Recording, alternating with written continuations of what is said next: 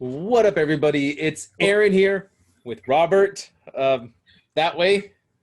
So we are here for our spoiler review, as Robert would say, of WandaVision. Really, WandaVision. No. WandaVision. I said Wanda afterwards, just to be mean. Talking about episode 3, now in color, right? Now in color. Here. Oh my gosh, yes. Yeah. I think we're gonna get into the show itself. But I think we've already had some kind of off-air discussions, and I know one of the things that stood out to me, and this episode did not help it, so I'm curious as to your thoughts. Okay. Is this week-to-week format where we're only getting an episode at a time, as opposed to like the entire episode like Netflix does, where they give you the whole season all at once. And I was already feeling this after the first 2 episodes dropped. It was like, I don't think I'm going to like this format of getting only a little bit at a time. And this episode did not help. I'm still feeling that. I'm still, I feel frustrated as to how little we know about what's happening. For the fact that we've had an hour and a half, we've had 3 episodes of content. And I just, I feel like I don't know anything. And I don't like that. I feel like we should be having some payoff. Like, it's been 90 minutes of setup so far, and I think we're going to get the payoff, and I'll probably love the payoff, but I'm frustrated that we haven't had any yet. What about you? So I think I have to agree with you. So right now, we, like you said, we're in episode 3, now in color.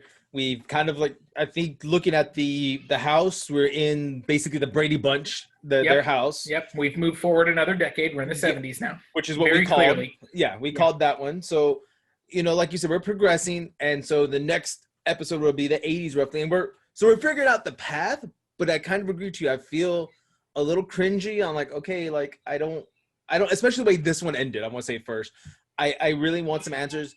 And I don't know if that's because we're so used to, like you said, Netflix with basically instant gratification. You get the whole season. We can knock that out in 2 days, 3 days, however long you want to do it. You can space it out on your time. So that instant gratification is gone. And now we are essentially waiting to get that gratification. And with this kind of series, I don't know if this week to week is playing out well, because I was reading some articles and I think we talked about on the last one, the younger generation isn't understanding. My kiddo's like, I don't understand this reference with the Brady Bunch, with Dick Van Dyke, with Bewitched. She doesn't get any of that because she doesn't see any of that. And they're doing it all really well. Like, it's a good format, and they're doing all the right things to sell you these episodes. And it's got enough flavor of, that they're selling you that this is an episode of the Brady Bunch, but it's also got all the weird stuff that comes from the fact that it's WandaVision. Exactly. So they're doing it well, but I'm finding myself as much as I'm going, okay, this is well written and well acted, and the production value, everything is really great, but I am sitting here going, I need something. Like, they haven't given us anything. All we have are just mysteries upon mysteries upon mysteries. And they're giving, you little snippets. I mean, the first episode, really the only world-breaking moment was, the dinner where Vision had to, to stop it, save Mr. Hart. In episode 2, we had a few more. We had the helicopter. We had, the blood on Dottie's hand. The beekeeper. And then, of course, the beekeeper at the end. And then in this one, we're continuing to build on just more and more things that, you've got the neighbor, cutting through a brick wall.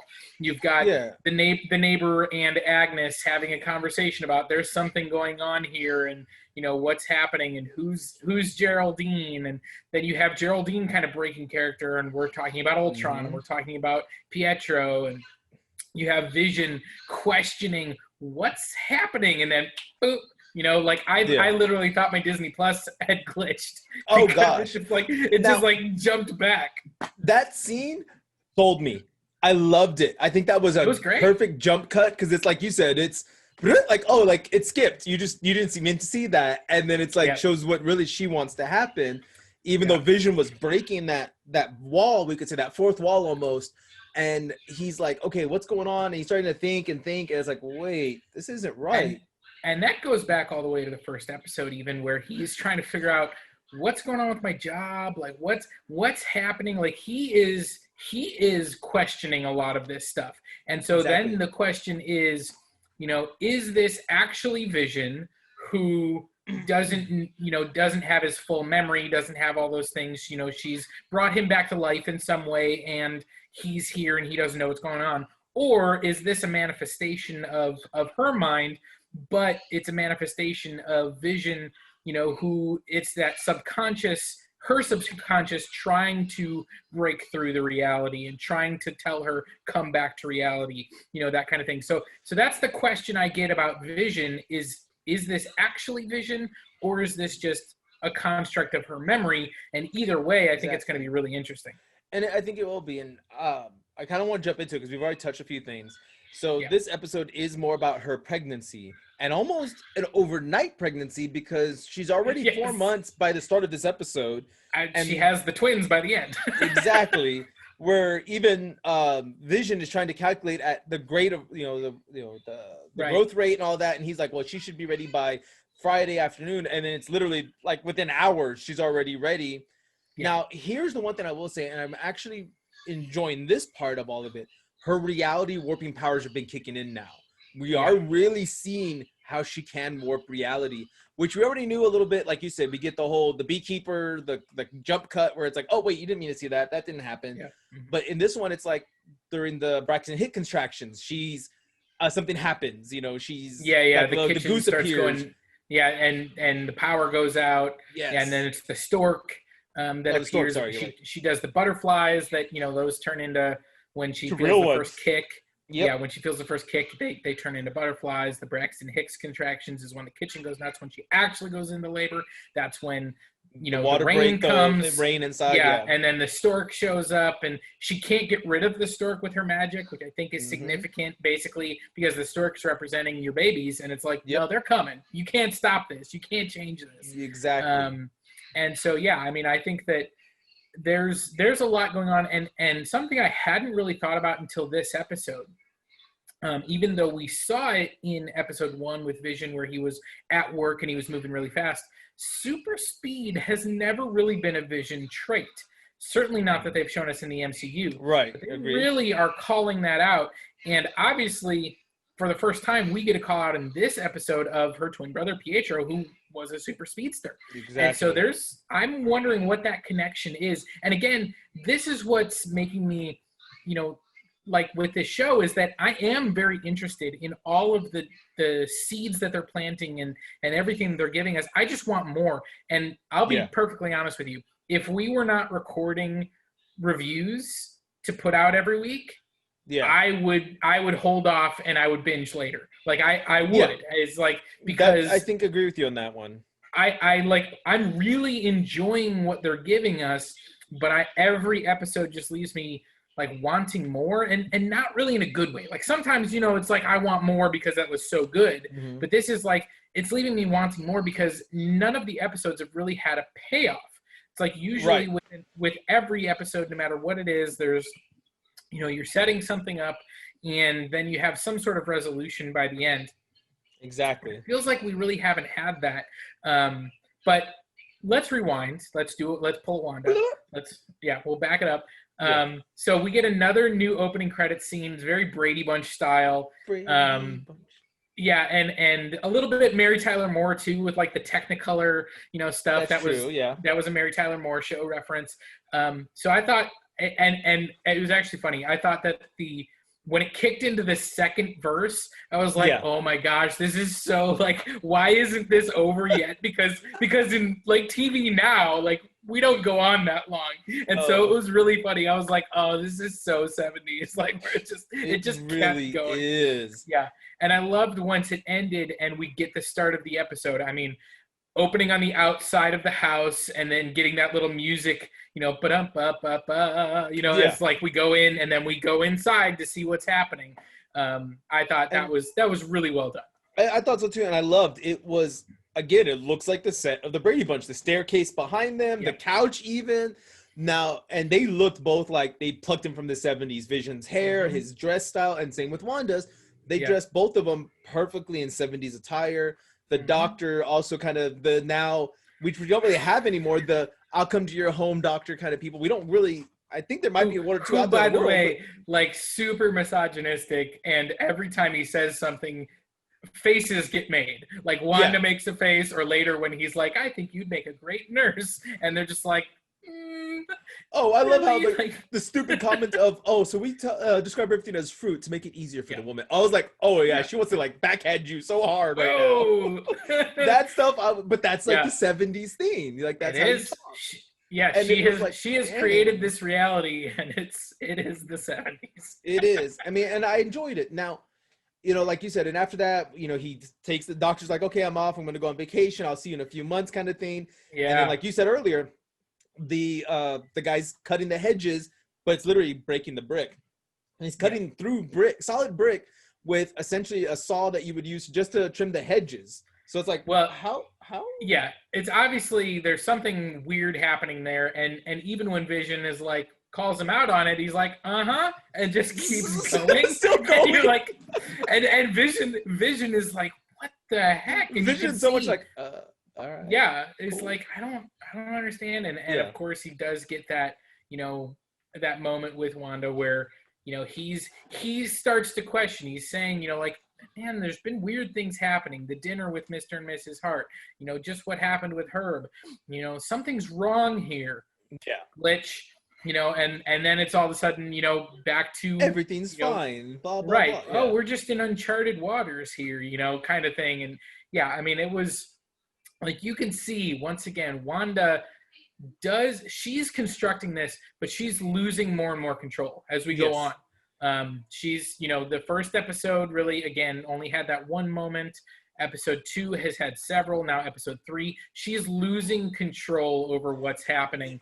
And you especially see that with Geraldine. Right. And I will say this, and for this episode, to me, to be honest, and I don't know how you feel on it, the middle part of the episode is very forgettable for me. The whole putting everything together. Yeah, you have the moment of the butterflies, but honestly, the only parts I remember the very beginning and maybe the last 5-10 minutes where we get Vision going to run to get the doctor, and we get another part with Agnes and the neighbor. I can't remember the neighbor's name. Herb. We get that part, and then, like you said, the Geraldine part, which was perfect. We needed this part. And then with the very end of the episode, I don't know about you. I don't know how you feel about that. Let's say the second act, the middle part of the show. But for me, it was forgettable. Yeah, I mean, there wasn't. I felt like they were playing on a lot of tropes. There was one joke in particular that stood out that made me laugh, which is when we cut to, I think it's Phil and Dottie. Okay. And she's like, "Do these earrings make me look fat?" And that's when the power goes out. And he's just like, "Oh, thank God." Yeah, I love that because I was like, that's the perfect thing to say as a husband. You don't want to ever answer that question, guys. No, there's no good answer to that question. No, not at all. So I mean, like that was like a cute it's not the earrings, honey. Exactly. But that also, I love that because again, that's a college in the '70s and stuff like that. It's perfect, and it fit in a place. But again, it just felt so. I honestly forgot about that middle act until we get back with Geraldine in the house. Then it brought me back in because that whole scene was powerful for me.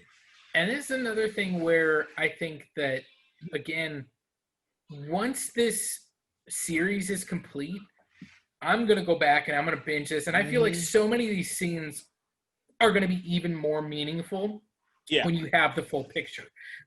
There's going to be so many things that you're like picking up on that, right now we might say, oh, that stood out for a brief moment, but then you're moving past it. This shows there's so many like subtle references. Of course, we get, that really tense scene between Wanda and Geraldine where, they talk about Pietro, talk about Ultron, and she's like, Geraldine tries to like walk it back. Like, you could tell she is an outsider. She's, and the neighbors are very suspicious of her. And this is the first moment where Wanda gets suspicious of her and she's like, who are you? What's that necklace? What's that symbol? Which was a sword symbol. Yeah, she's got the sword symbol. And Geraldine like tries to get back into reality, which we've seen several times, where this is like, there's a break in reality and then we go back and we pretend that nothing happened. And she tries to do that. She's like, oh, let me take a shift with the babies. Let me, like she tries to let's just move past that weird moment. And Wanda's like, It broke too much for her because you mentioned Ultron killed her brother. Well, she talks about how Pietro died, and then she's like, "Oh yeah, Ultron killed your brother. Ultron killed Pietro," and it's like, so wait. And then she is lying to Vision when he comes back in, and he's like, "Where's Geraldine? Oh, she had to run home." Yeah. No, you threw her out, and you can see when she's rolling on the ground, she's covered in like that red smoke, that very, WandaVision, or that Wanda power. Like, so clearly she was expelled by Wanda. Yeah. And so, right before we go into that, we have Vision outside. Again, he ran, got the doctor. Doctor comes back and everything's good. So he's like, okay, I don't need to be here. And Vision walks him out and he sees Agnes talking to Herb. And I love it because Herb wants to tell him what's going on. And Agnes, it was like, no, you can't tell him, because Herb keeps saying, well, we're all, and he just stops right there. And he's not saying it. Yeah. And then Agnes knows too. So obviously, what we've said in the other episode, Agnes may or may not be helping her. We don't know. But now we know Agnes for sure, Geraldine and Herb are real people. They are somehow connected. I think at least that they are real people trapped here somehow. I think it's either that they're all real people. Geraldine for sure, we know is. Yeah, Geraldine we know for sure. Agnes and Herb, I think they're real, but it is possible that they're manifestations of Wanda's mind, and they're trying to tell Vision we're all fake. I mean, it could be we're all fake. We're all. And she was the only real one. Kind of thing. Right. I mean, so it could be that. I think I agree with you that they are all real, and obviously the two of them are working together. I assume, the other people like, Phil and Dottie and maybe Mr. and Mrs. Hart, maybe even the doctor, they may all be working together. Everyone in the town, maybe that we've met at least is, working together for whatever their purpose is. And then Geraldine's the new one. And we talked about how it was significant in the last episode when she showed up, and that being the first time that we saw her. Yeah. Like you said, her first comment in the last episode, I don't even know what I'm doing here, or how did I get here, something like that. And I know you commented on that last episode about that. And that's go ahead. No, I was just gonna say, I think that it's just really interesting that we're seeing all of these characters kind of start to break reality, and then you have Agnes kind of stop, and I'm gonna go do my macrame, and it's just like we're getting into it, and Herb's just catch you on the flip side, buddy, like we're going back to it. It's all back to normal now. Yeah, and so there's been a lot of those moments. Now, this is before we talk about the commercial, because I do want to talk about that as well. We get another commercial. I hadn't thought about it until I read an article, and then it was something that stood out to me. So Agnes's husband has been name dropped in every episode, Ralph. But we have not seen him. Right. So Mephisto? So, again, before we go, I know there's a lot of little things I want to talk about too. And in this one, we have Tommy and Billy, which are the twins that they do have in the comics, who are helped produced by Mephisto's magic. Of course, Doctor Strange is involved right now. Doctor Strange isn't involved yet that we know of. We don't think Doctor Strange is involved somehow. Right. So aren't they like produced from shards of like Mephisto's soul? Isn't that how? I believe so. It's basically it's part of his soul, part of his magic, his powers, and then mixed with Wanda's and of course Doctor Strange to help manifest these children. And at the end of all this, when the children die, it's basically Mephisto returning them to him and essentially killing them and bringing them back the power to him, I believe. Yeah. And then as in later, which, I also want to comment on this real quick. Kevin Feige has said that there's not going to be an Avengers film, but he never said in Phase 4 that there couldn't be a Young Avengers. I'm going to split that hair a little bit because he might be splitting it because there is no Avengers. Oh, not Avengers. They're Young Avengers. And the Young Avengers do have Wiccan and I believe Speedball or Speed's the other one, who are the reincarnation versions of the kids. Yeah, so, and I think it's Tommy is the speedster. Okay. And Billy is kind of so they actually kind of have the same powers as Wanda and Pietro. Yeah, exactly. Tommy is the Quicksilver, and then Billy is the magic or the Wanda, the Scarlet Witch. Which is why the reincarnations have those powers still. Yeah, and again, just a small little nod to that. Tommy being the speedster, being the firstborn, being the one who comes out first, which is true of Quicksilver and Wanda. Yep. Quicksilver was also born first. Yep. And also then it's just a kind of a funny nod that he's the speedster, so obviously he came out first. Yeah, exactly. So, and I thought that was funny. That's what I'm liking right now, because what I'm wondering is, like you said earlier, she couldn't get rid of the stork. What if that's part of Mephisto's magic, and his magic can't be affected by her magic? Yeah, I don't know. So that's why I wonder if she can't, go away. And it's not working because Mephisto could be stronger than her in that sense right now. Yeah. Because again, her powers do rival a lot of other people. She is an Omega level mutant in the comics, and Mephisto is technically a god or a demon, essentially. So, I mean, he has a lot of power behind him. For sure. So the only thing that, in my mind, that could easily rival it would be that. But yeah, so I don't know. I'm curious. But let's go to the commercial, because there's a lot of other conspiracies I want to ask. You go with the commercial, dude, because I love these little things. Yeah, I mean, so this one, obviously, this was quite different than the first two that we had, which, we're definitely more of the 50s and 60s style. This one felt a lot like even the commercials that, I grew up with, like in the 90s, where it's like, it's just stressed out mom, kids are going nuts, like the houses, and she just, I want to get away. I just want to be done, yeah. And so, this is the, get away without leaving your house. What's Wanda doing right now? She's trying to escape reality by but she's staying in one place, or, it's like a Hydra soap, find the goddess within, which again, she was an experimented on by Hydra. Did they give her powers, or did they unlock her powers?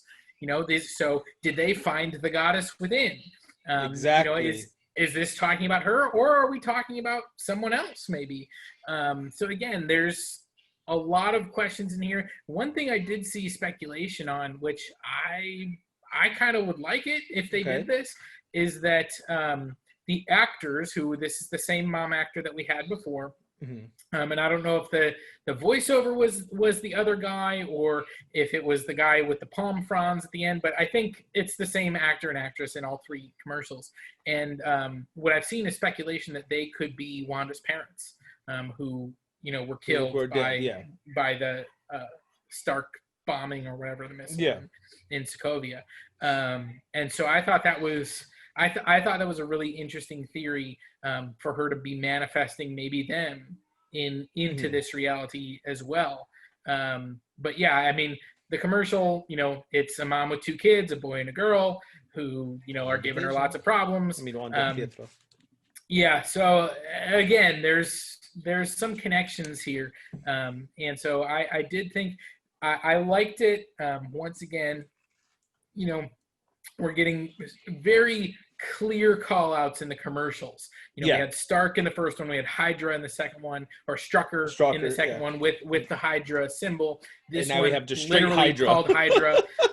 So these are the moments of the show that are the least subtle about the Easter eggs they're giving us. Exactly. And now, I want to touch, because you've touched on that already. So now we have so many conspiracy theories. Now I've heard rumors that Quicksilver was casted somewhere in this WandaVision thing. That is a rumor. No one's confirmed it yet, though. Yeah, there's been a rumor that it's actually the Quicksilver from the Fox universe, played by Evan Peters. Which would be like... Here's what I'm wondering. In that version, his sister Wanda is much younger. They're actually not twins. Yeah. From what we've seen, and we didn't really get the character of Scarlet Witch at all in those Fox movies. We got Quicksilver, showed up in Days of Future Past, and then he was in X-Men Apocalypse and Never saw Phoenix.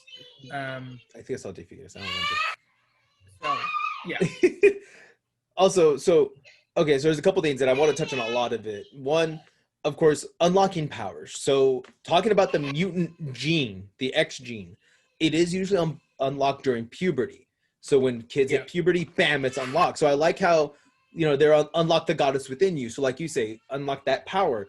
Did Hydra stumble upon that mutant X gene? Because we never really get told much on it. It's just we're in the age of wonder now, or whatever it's called. Yeah, and they're it's the like, only 2 survivors of the experiment. Exactly. And like, same thing. And that kind of brings me more and a little nod almost to the Inhumans. The Inhumans actually have to get exposed to the terraform mist. The show was terrible. Don't ever think of the show. The comics, though, they get exposed to the terraform mist, which unlocks their mutant ability. And basically they become the mutant person that they are, or whatever. So it's interesting how all this is kind of starting to play. I don't know if they're going to try to meld the Inhumans and the X-Men together and just be like, hey, they were actually just really X-Men and they were just created differently versus Charles Xavier's and Magneto's. But my wonder is this. So if he's cast as Quicksilver, and it goes back to, I think, something we've talked about before, what if she sees him, like he's able to get into this universe because she breaks the barrier somehow, and we do get a Magneto who looks at Wanda as his daughter, like, you look like an older version of my daughter. And what happens when they show a picture of her parents, Magneto kind of looks like her dead father. And again, it goes into something I think we said last video. Now we have the connection of Magneto to Wanda, Pietro now back alive, but as the other Quicksilver. I don't know. And that's what I'm wondering, where they're going to go with it. Because you have so many little strings right now that we could tug on, but there's nothing solid. And with her reality bending powers, when is it going to break through the dimensions and cross into another one? Because we were told at one point, I think by Kevin Feige, that this was supposed to tie in with Doctor Strange. And the Doctor Strange in the Multiverse of Madness. Yeah, this is going to be a lead-in for that. So I'm curious how. So at the end of this, is Doctor Strange going to show up and be like, Wanda, I'm fixing you? But at the end of this episode, and this is what I want to talk about, like you said, she's thrown out. What's her name? Geraldine. Geraldine's thrown out of something. Rambo. Yeah. So we see it goes to present day, and I look how it goes from the 4:9 picture to the 16:9. It goes that wide shot. Yeah, we get the widescreen. Yeah. Yes, and we see her fly out of what looks like a bunch of lights and reflected on some kind of force field looking thing. Yeah, but those it looks agents, like a real town. Yeah. It looks like a real town of Westview that is under some sort of, bubble construct thing, or whatever it is. My question is, how were those agents on top of her so quickly? Somebody's got to be in there monitoring, knowing that she was going to get kicked out. Because those agents, they had their guns on her in a heartbeat. Well, and we saw that in the first episode. We saw somebody is watching from outside. And we assumed sword. We thought it was sword because she closed the book and it was a sword symbol. And I think those were sword agents that were coming to assist her. I think that maybe they were coming, because that's just what they do. They come ready with guns. But I don't think that she's going to be in trouble on the outside. I think that they were coming to assist her. I think those were sword agents. So if it is sword agent, let's say they are, who do you think is going to be in charge? Do you think we're going to see Samuel Jackson, Nick Fury next episode? Or do you think it's someone else going to be in charge altogether? No, I don't think so. I mean, I think that we know that Darcy from the first 2 Thor movies, played by Kat Dennings, is going to be in this series. We know that Randall Park, who was the FBI agent in Ant-Man and the Wasp that kept having those back and forths with which his voice is on the radio, they said, right? That's the speculation, is that he was the one talking to Wanda saying, who's doing this to you? Wanda. And so we know he is going to be in the show. So I have a feeling it's going to be a mix of those 3. Okay. The 2 of them and then Monica / Geraldine.